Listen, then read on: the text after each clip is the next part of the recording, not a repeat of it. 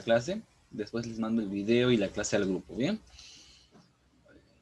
Esto y hacemos. Comenzamos. Chicos, buenas tardes. Comenzamos con nuestra clase de Historia Universal del día de hoy. El tema es la Reforma Protestante. Vamos a uno de esos motores de la Edad Moderna. En este caso sería la Reforma.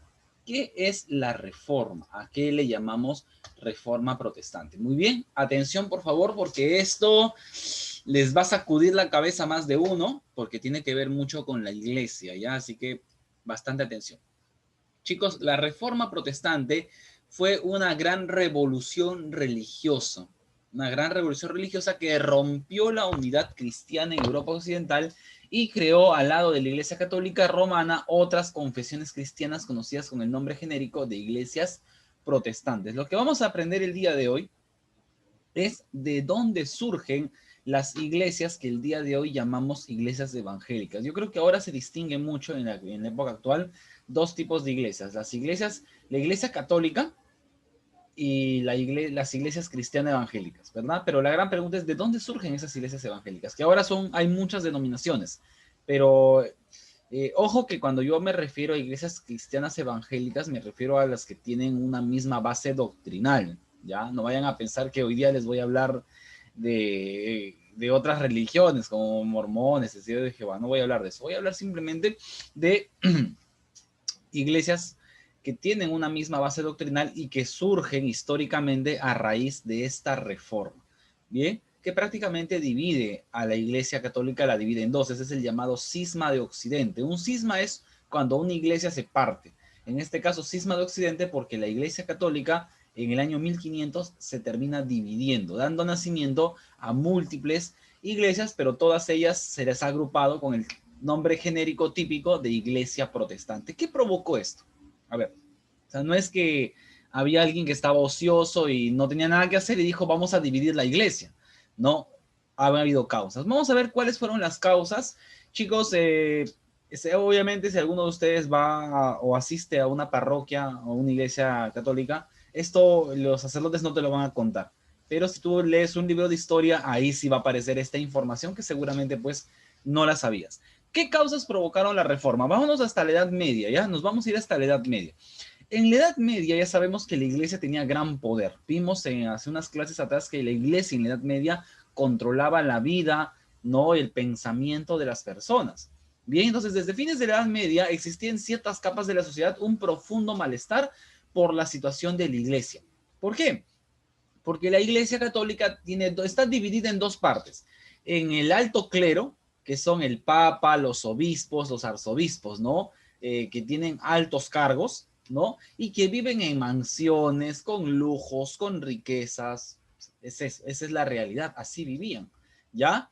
Mientras que el clero bajo, que son los sacerdotes, los párrocos de los pueblitos, vivían pobres, vivían pues una vida muy austera, muy mesurada. Entonces aquí hay un profundo malestar, porque supuestamente los sacerdotes dicen, ¿ya? O predican que ellos imitan el ejemplo de Cristo. Y Cristo ni los apóstoles vivieron esa vida de lujo, de opulencia, ¿no? Entonces ahí ya la gente empieza a ver ese malestar, ¿no? O sea, ¿por qué los obispos o el papa viven engordándose, llenándose de lujos y de riquezas, mientras que eso en la Biblia no aparece, ¿no?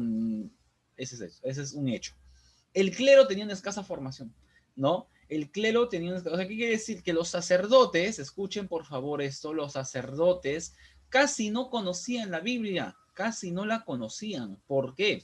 Profesor, ¿por qué no se conocía la Biblia? Chicos, a ver, ¿cómo te lo explico? Porque si una persona, ¿por qué la Iglesia Católica los sacerdotes no podían o no tenían mucha preparación con el tema de la Biblia? No es que no la conozcan, es que eran muy poco exhaustivos. Primero, esto viene a raíz de ciertas órdenes que da el Papa. Y dentro de las órdenes que da el Papa, una de las órdenes es que la lectura de la Biblia es algo muy restringido. La gente común y corriente no puede leer la Biblia. Esto es un delito leer la Biblia. Incluso los sacerdotes no la pueden leer. No hay seminarios en los que les enseñen a ellos cómo interpretarla. ¿Por qué? Porque hay partes de la Biblia que directamente chocan o se contradicen con lo que te enseña la Iglesia Católica. Entonces, cuando el Papa ve eso, dice, si la gente o los mismos sacerdotes empiezan a leer eso, eso va a crear un problema porque van a empezar a cuestionar. O sea, si la Biblia dice una cosa y nosotros hacemos otra, ¿a dónde vamos? Entonces, mejor que no se lea la Biblia. Para evitarnos esos problemas, no se lee la Biblia, simplemente se enseña el catecismo y esas cositas que te enseñan cuando tú vas a la iglesia.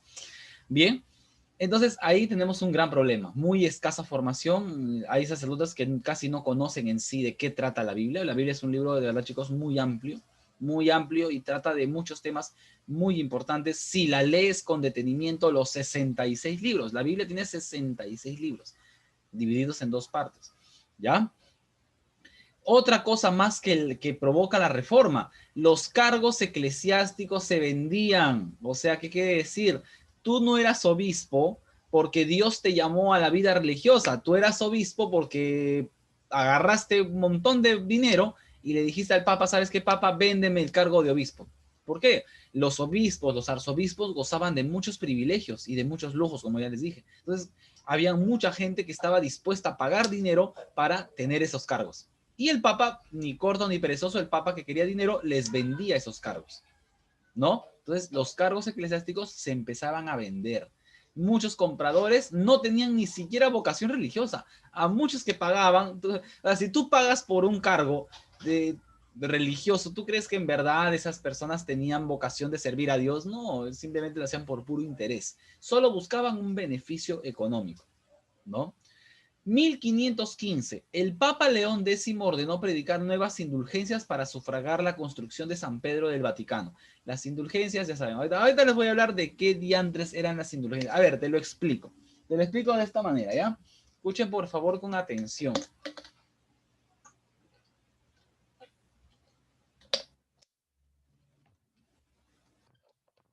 A ver, chicos, hasta el momento, ¿me están entendiendo lo que estoy hablando? ¿Me está quedando claro por dónde estoy yendo? Porque vamos a entrar a un terreno más espinoso. ¿Pueden, por favor, dignarse a responder, aunque sea por el chat? Porque luego voy a empezar a llamar por nombres y no quiero que sean solo dos, como el otro día, que me empezaban a responder o tres. ¿Ya? Entonces, vamos a hacer esto. Yo hoy día voy a llamar personas al azar. El chat está habilitado.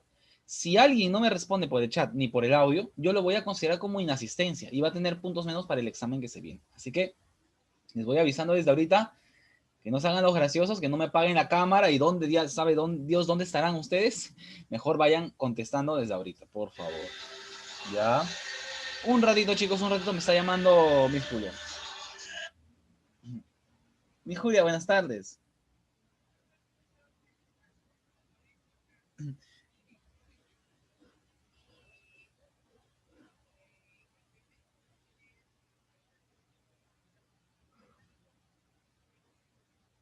Los mellizos de primer año. Dígame, Miss.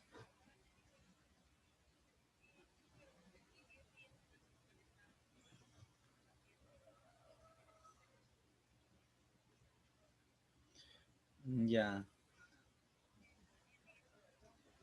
Porque, lo que yo sabía, lo que yo tenía entendido es que, bueno, él el último mes nada más estaba debiendo, porque lo demás sí estaba. Sí es un señor que siempre está al día. Ah, ya, no, no, no. Hay casos peores a los que todavía no les hemos cortado el son. El señor sí es bien cumplido, aunque, claro, seguramente ha tenido algún problema.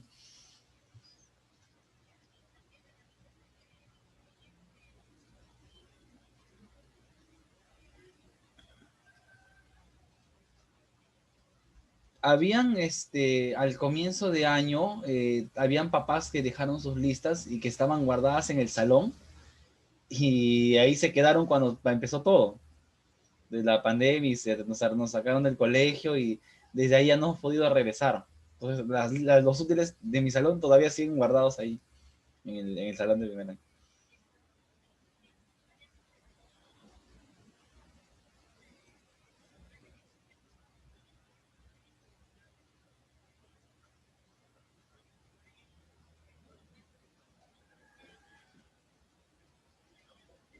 Sí, yo creo que fueron hasta ocho, me parece que fueron entre siete, ocho papás que habían llevado así entre cajas, bolsas, sí me acuerdo, también de Ricardo Juscamaita su mamá ya había llevado. No, estaban guardadas en el salón. Justamente estábamos con todo eso del ordenamiento, de irlo entregando, cuando empezó todo, porque fue simplemente 2 semanas que estuvimos. Ajá, sí, sí, ahí está. Ahí lo va, ahí el señor puede irlo, verlo y decir cuál es su caja y se le entrega nomás. Ujú, ujú.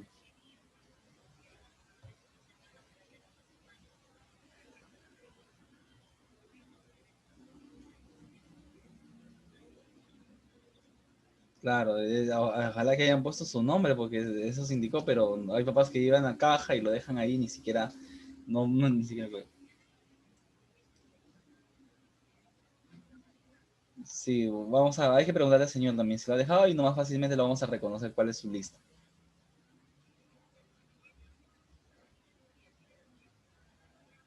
Ujú,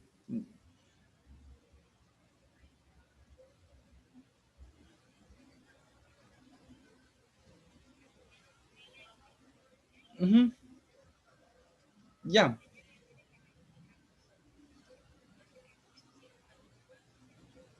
claro, claro. Sí, por eso ahí estaba todas las cosas. Entonces ahí deben estar.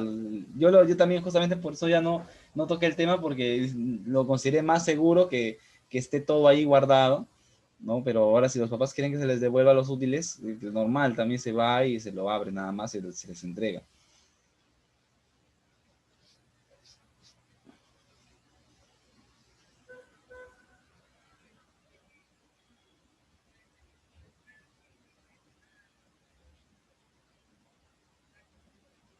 Ujú, ya, ya, mis gracias, me avisan. Bien. Ay, chicos, disculpen que, bueno, es la directora, tengo que atenderlo. Pues. Miss Julia, cuando llama, tenemos que atenderlo. Bueno, a ver, entonces ya sí he visto por ahí que me han estado respondiendo. Muy bien, chicos, muy bien. Ahora, ¿por qué les decía esto, chicos? Porque este tema de la reforma despierta mucho, como les digo, mucha polémica, muchas suspicacias, pero históricamente esto es lo que pasó. Entonces, estamos viendo ahorita que la iglesia a fines de la Edad Media está atravesando por varios problemas. La iglesia está atravesando por varios problemas. En primer lugar, hay una parte de la iglesia, el sector alto, que tiene muchos privilegios, no viven de la manera como dice la Biblia que deben vivir predicando el Evangelio de Cristo, se venden cargos eclesiásticos, hay vida de lujo del mismo papa y de los altos cargos, hay muy poca preparación doctrinal de la Biblia, hay ciertas prohibiciones que se hacen al estudio de la Biblia por intereses de la misma iglesia. Y acá viene el tema ya como dice el dicho, la gota que derramó el vaso. Atención, se empiezan a vender indulgencias con el Papa León X. ¿Qué es una indulgencia? Chicos, esto seguramente lo has escuchado. Cuando una persona muere, según la Biblia, bíblicamente, el alma de la persona solo puede ir a dos lugares, obviamente antes del juicio, ¿no? Donde todos seremos juzgados, que son el cielo, lo que le dicen el cielo, o la presencia de Dios, y el infierno, son dos lugares. O sea, si viviste una vida acorde a lo que Dios quería, ya eh, vas a tener la posibilidad de ir a la presencia de Dios al cielo. Si viviste una vida de acuerdo a lo que tú pensaste que estaba bien, hiciste lo que se te dio la gana cuando estabas vivo, una vez que mueres, te vas al infierno. Punto. Se acabó el asunto. El detalle es que para la Edad Media, en la Iglesia Católica, surge la idea de añadir un lugar más. Y este lugar adicional es el llamado purgatorio. ¿Ya? El llamado purgatorio, seguramente te han hablado. Sí, que hay almas en el purgatorio. Busquen, chicos, en los 66 libros de la Biblia y le doy un pollo a la brasa al que me encuentre en qué libro de la Biblia se menciona la existencia del purgatorio. Es que, de verdad, te puedes pasar toda la vida revisando los 66 libros de la Biblia y no vas a encontrar la palabra purgatorio. Este tema del purgatorio es añadido en la Edad Media como, ¿qué es el purgatorio? Es un lugar entre el cielo y el infierno. ¿Ya? Supuestamente ya sabemos que el hombre pecador se va al infierno. Pero, ¿qué dijo el Papa cuando se cree el tema del purgatorio? Dice, no, no se va al infierno directamente. ¿Por qué? Porque si tú fuiste bien pecador, pero antes de morir llamaste a un cura, y el cura vino y rezó por ti antes de tu muerte y te hizo la señal de la cruz, cuando te mueres, no importa que hayas sido el hijo del diablo, te mueres, ya no te vas al infierno. O sea, solo porque vino un cura y rezó por ti antes de morir, ya no te vas al infierno, aunque hayas sido el mayor criminal de la historia. Te vas al purgatorio, que es un lugar en el que vas a estar purgando tus pecados, y cuando los hayas terminado de purgar, que te puede tomar, o sea, tu alma va a estar en ese lugar 5, 10, 20 años, ya, purgando sus pecados. Y cuando hayas terminado de purificar tu alma, te vas al cielo. O sea, prácticamente nadie se va al infierno. Con ese pensamiento, nadie se va al infierno. ¿Por qué? Porque todos se van al purgatorio, se limpian ahí y luego se van al cielo. Punto, se acabó el chiste. Ahora, las personas de la Edad Media, tú les decías, te vas a pasar 20 años en el purgatorio, y te decían, pero ¿cómo me voy a pasar mi alma 20 años en el purgatorio? Entonces el Papa dijo, no se preocupen, si no quieren pasar tanto tiempo en el purgatorio, yo les voy a autorizar y les voy a dar este documento que se llama indulgencia. Es un documento en el cual el Papa en persona te perdona los pecados para que salgas más rápido del purgatorio. ¿Cuántos años quieres bajarle a tu purgatorio? Le quiero bajar 5 años. Muy bien, págame tanto. Y tú, mientras más dinero pagabas, más años te bajaban en el purgatorio para que tu alma se vaya más rápido. Prácticamente el Papa estaba vendiendo el perdón de los pecados. O sea, ¿qué es la indulgencia? Es un documento en el cual se perdonan tus pecados. O sea, mira qué extremo había llegado a la iglesia. Vender el perdón de los pecados. ¿Ya? ¿Por qué el Papa está vendiendo esos documentos, ese papelito que costaba tan caro? ¿Por qué lo estaba vendiendo? Porque en Roma se estaba construyendo el Vaticano. La Basílica de San Pedro se estaba construyendo y el Papa necesitaba plata para construir todo eso, y justamente una manera de conseguir ese dinero es empezar a vender las indulgencias. Ojo que esto no lo digo yo, esto está claramente en los libros de historia, pueden buscarlo. Como dice Jesús claramente, está estafando a las personas. Es un estafa, eso es un robo a mano armada. ¿Por qué? Porque estás engañando a la gente, ¿ya? Si la única persona que tiene potestad para perdonar los pecados en la doctrina cristiana es Dios, ¿no? Obviamente Jesús perdonó pecados porque él era Dios, ¿no? Obviamente, ¿ya? Pero nadie más, pero el Papa empieza a hacer esto, y esto va a ser que gente que sí conocía, gente conocedora de la doctrina, de la palabra de Dios, se rebele. Cuando el Papa empezó a hacer esto de empezar a vender indulgencias, empezar a vender a la gente el perdón de los pecados, ya esto hizo que explote toda la situación. O sea, ya a la Iglesia Católica ya se le toleraba muchas cosas como los lujos, como la poca formación, como la compra y venta de cargos, ya muchas cosas, muchos escándalos de corrupción ya se le toleraban a la Iglesia, pero ya cuando empiezan a vender indulgencias, estalla todo. Muy bien, y aquí está nuestro personaje del día de hoy. ¿Cómo se llama? Martín Lutero. Martín Lutero, para el año 1517, él se rebela contra la Iglesia Católica. 31 de octubre, acuérdate de la fecha porque estamos cerquita ya, 31 de octubre de 1517, mientras tú celebras Halloween, ese día, en el año de 1517, Martín Lutero se rebeló abiertamente contra la Iglesia Católica. ¿Qué pasó? Él es un monje alemán que ha pasado algún tiempo leyendo la Biblia y ha encontrado ciertas cosas que obviamente nos decía muy graves que hace la iglesia y que no corresponden con lo que la Biblia dice, ¿no? Entonces, cuando empieza esto de la venta de indulgencias, Lutero se revela y va a editar ya un manifiesto, una protesta, que se llama las 95 tesis en contra de la doctrina católica, ¿no? Agarró Lutero bien valientes, el día 31 de octubre de ese año, se levantó, él vivía en una ciudad llamada Wittenberg, que está en Alemania, ¿ya? La gente se levantó y fueron a la iglesia, y en la iglesia encontraron clavada en la puerta unas hojas, y en esas hojas estaba escrito todas las críticas de Lutero contra la Iglesia Católica. Prácticamente Lutero se estaba trayendo abajo a toda la doctrina católica, ¿no? ¿Quién es él? ¿Quién es Lutero? Es un monje católico. Es un monje católico que ha estado estudiando la Biblia y se ha dado cuenta de que lo que la Iglesia le dice que haga es incorrecto. Y eso lo lleva a él a rebelarse en contra de la iglesia. Bien, fue apoyado por los nobles alemanes, los príncipes de Alemania, cuando se enteran de lo que Lutero está haciendo, le van a prestar todo su apoyo. No porque creyeran que Lutero tenía razón, ¿ya? No porque creyeran eso.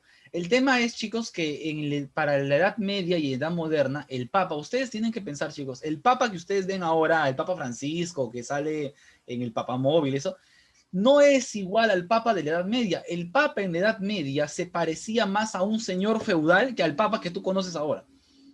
Profesor, mentira, no te estoy mintiendo. En la Edad Media el Papa hacía guerras, el Papa tenía ejércitos, ¿ya?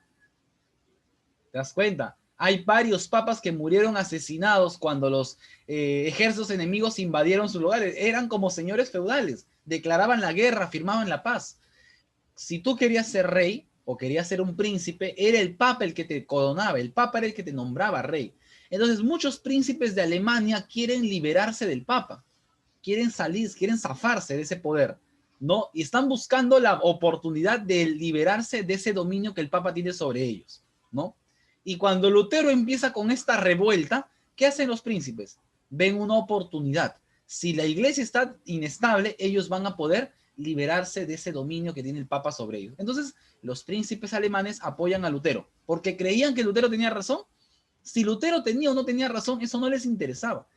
Es simplemente por pura conveniencia. Lo apoyan porque saben que Lutero puede ser la oportunidad perfecta para que ellos puedan independizar su poder del dominio del Papa. Muy bien, entonces ya sabemos, nuestro personaje del día de hoy es Martín Lutero. ¿Qué fue lo que publicó él? Las 95 tesis en contra de la Iglesia Católica. ¿En qué año? 31 de octubre de 1517. ¿Quiénes lo apoyan? Los príncipes de Alemania. ¿Porque pensaban que tenía razón? No, simplemente por pura conveniencia para poder liberarse del poder que el Papa tenía sobre ellos.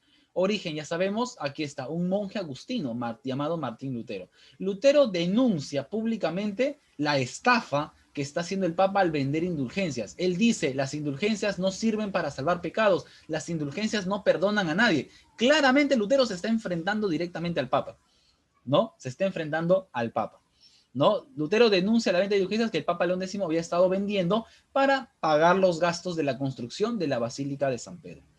Muy bien, ni bien Lutero comenzó esto fue como un reguero de pólvora. La reforma empezó a extenderse. ¿Por qué? Porque en muchos países de Europa la gente estaba descontenta con el Papa. Y con Lutero ya pues esto estalla abiertamente. Esto empezó en Alemania, se expandió a Dinamarca, se expandió a Suecia, se expandió a Noruega, se expandió a Rusia. El luteranismo, ¿no? La doctrina de Lutero empieza a esparcirse por toda Europa. Bien, ¿cuáles son las posturas de Lutero? ¿Qué fue lo que decía? A ver, ¿qué propone Lutero? Lutero dice lo siguiente, atención por favor con lo que voy a decir. Capaz con esto más de uno se caerá al piso. Primero, el justo se salva por la fe. Las obras no son el medio de salvación. Esto es lo que dice Lutero. ¿Por qué? Porque en el libro de Romanos, que está en la Biblia, el apóstol Pablo lo declara. El justo por la fe vivirá. Y en el libro de Efesios lo vuelve a declarar. Nadie se va a salvar por hacer buenas obras. Así que si tú haces buenas obras, o sea, tú vas, le das tu limosna a los pobres, le das de comer al hambriento y piensas que por hacer eso ya tienes tu lugar garantizado en el cielo, te estás equivocando. El justo se salva por la fe y no por hacer buenas obras. Las buenas obras la hace una persona porque ha sido transformada su naturaleza, porque le nace hacer buenas obras, ¿no? Entonces, hay personas, o sea, en la Iglesia Católica se enseñaba y se enseña, creo que hasta el día de hoy se enseña, que las personas tienen que hacer buenas obras porque eso les garantiza tener un lugar arriba en el cielo con Dios. Pero en la Biblia te dice que no, el justo se salva por la fe. Vámonos al caso, por ejemplo, de Pablo Escobar. Pablo Escobar ha sido uno de los mayores narcotraficantes del mundo, pero Pablo Escobar cada fin de semana iba a la iglesia de su pueblo, de su tierra en Colombia, y dejaba millones de dólares de la venta de droga. Y le daba a la iglesia, ¿no? Apoyaba, ayudaba a la gente, a los pobres. Entonces, si las personas se salvarían por las obras, estaríamos diciendo que Pablo Escobar está en el cielo, solo porque le daba dinero a los pobres. Pero sabemos que ese tipo es uno de los mayores criminales que ha habido en la historia. Entonces, Eso es lo que Lutero está diciendo. Lutero está diciendo, nadie va a ser salvado por sus buenas obras. La gente se va a salvar por la fe en Jesucristo, como único Señor, como único Dios y como el que murió por tus pecados, ¿no? ¿Qué más? Lutero también dice que el Papa, él se revela contra el Papa. ¿Por qué? Porque él dice, la gente debe conocer, la gente debe leer la Biblia, ¿no? Debe haber cualquier fiel, cualquier persona que cree en Dios debe tener el derecho de leer la Biblia. Ya les dije que en la Iglesia Católica estaba prohibido leer la Biblia, ¿no? Prohibido, pero Lutero dice, no, se debe leer la Biblia. Todos deben leer para que conozcan la verdad. Para Lutero también se prohíbe el culto a los santos y a la Virgen. ¿Por qué Lutero va en contra del culto a los santos y el culto a la Virgen María? Por una sencilla razón, porque en la Biblia no aparece ni el culto a los santos ni el culto a la Virgen. Por eso. O sea, Lutero es un hombre que ha estudiado la Biblia. Y al estudiar la Biblia, Lutero se da cuenta de que la Iglesia Católica practica otras cosas fuera de lo que se indica en la Biblia. Entonces, eso lo lleva, eso es la motivación de Lutero, es esa. Su motivación es enfrentarse a la iglesia. ¿Por qué? Para que haya una verdadera renovación. ¿Ya? La próxima semana, chicos, hoy día vamos a hablar de la reforma. Próxima semana, ¿qué vamos a ver? ¿Cómo responde la iglesia? ¿Ustedes creen, chicos, que la iglesia se quedó de brazos cruzados cuando Lutero los denunció públicamente por todo lo que hacían? No, la iglesia va a responder, ¿no? Pero eso ya lo veremos la próxima semana. Hoy día solo vamos a hablar de este escándalo que se inicia con Lutero, ¿no? Y su denuncia pública a la iglesia. Entonces, ¿qué dice Lutero? Primero, que el justo, las personas solo se salvan por la fe, que las buenas obras no salvan a nadie. Que los fieles deben leer la Biblia, que debe haber una libre interpretación de la Biblia. Que no haya cultos ni a los santos ni a la Virgen. Bien. Que el purgatorio no existe. Bueno, eso creo que cualquiera se podía dar cuenta, ¿no? Que el purgatorio no existe. Las indulgencias no perdonan pecados ni salvan a nadie. Otra cosa que dice Lutero, que el Papa no es el vicario de Cristo. Esto es algo que eso seguramente le debe haber dolido en el alma al Papa, porque por más de 1000 años nadie cuestionaba la autoridad del Papa. ¿El Papa cómo se presenta? Chicos, ¿cómo se presenta el Papa hasta el día de hoy? El Papa se presenta como el vicario de Cristo. Vicario quiere decir el representante de Cristo en la tierra.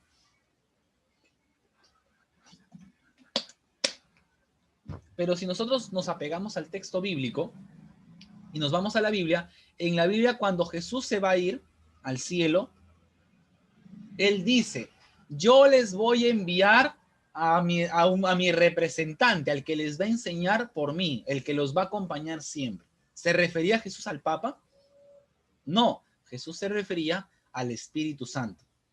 Eso fue lo que ocurrió. Cuando Jesús se va, él envía al Espíritu Santo que iba a estar acompañando a todos los creyentes del mundo cuando él ya no estuviera.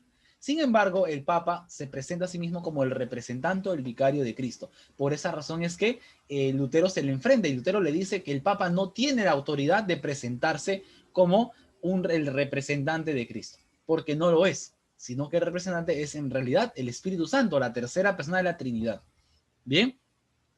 Rechaza el uso de latín en el culto. Chicos, ¿ustedes sabían que hasta el siglo XX, si tú ibas a misa, digamos, en el año 1900, tú te ibas a misa, las misas se decían en latín?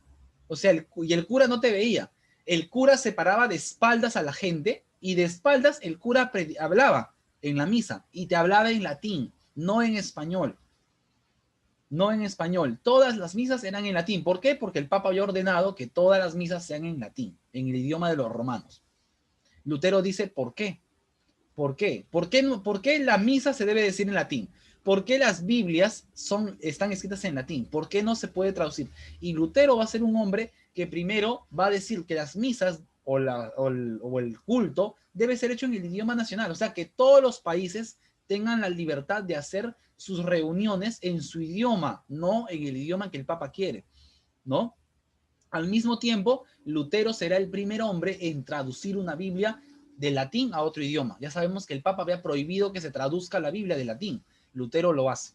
Lutero tradujo la Biblia al alemán. Es la primera traducción que la Biblia fue la traducción de Lutero del latín al alemán.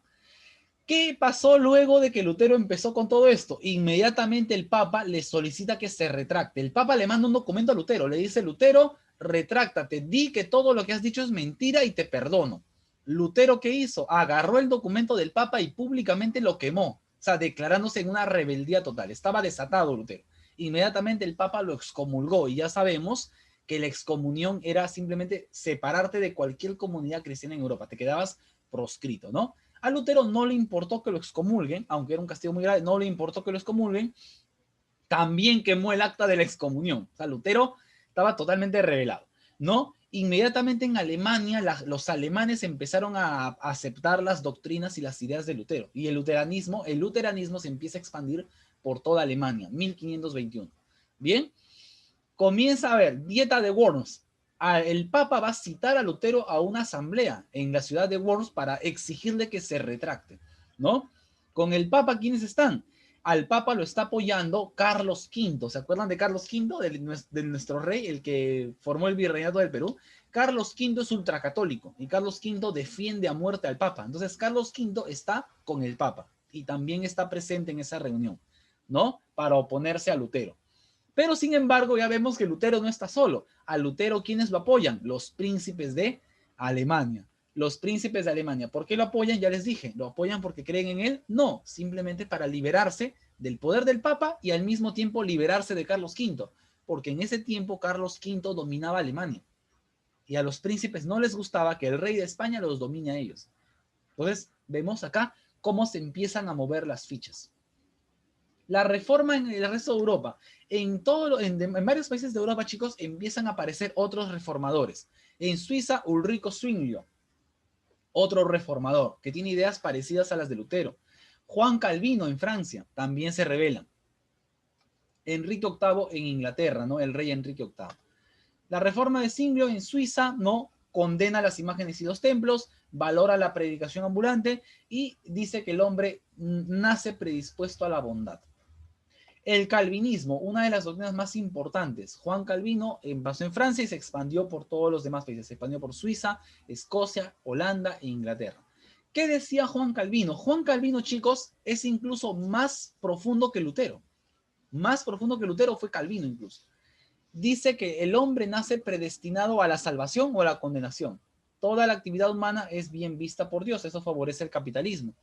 Los sacramentos de la iglesia y las indulgencias no sirven para nada. La presencia de Cristo en la Eucaristía ni siquiera es simbólica. La salvación solo es por la fe.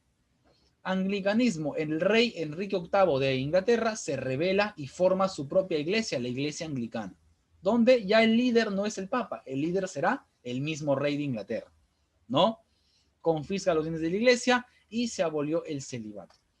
Chicos, me quedan 4 minutos. En 4 minutos